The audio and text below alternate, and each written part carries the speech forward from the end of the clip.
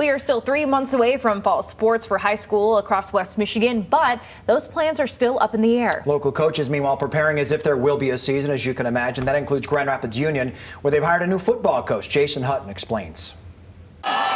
Will high school sports return in the fall? It's a question no one really knows the answer to. Don Fellows was recently named the football coach at Grand Rapids Union, and his plans for the fall are already well underway. We've watched every game. We've already broken them all down. We have every opponent for next year broken down. I mean, you got to prepare like there's a season for next year, right? And you got to know what you have. There are some talented skill kids. There's a couple big kids that are coming back.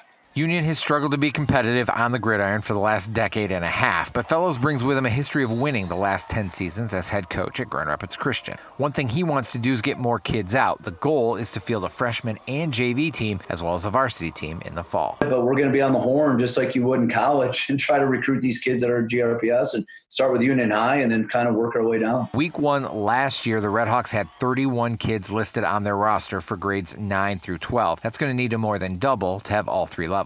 Anytime there's a new coach, there's new excitement, there's a fresh start for kids. So I think our numbers are going to be increased. But then I also think there's going to be, a factor of, oh my gosh, this is what coach is expecting from me. Am I really wanting to do this as well? So I think the numbers will level up. While the football team at Union has struggled, the basketball team has recorded 5 straight winning seasons under the direction of head coach Brandon Guyton, who Fellows says plays a big role in the plan to turn the football program around. He has been amazingly supportive of me and coming to the football program. And I don't think you can turn this program around at all if you don't have the support of the basketball program.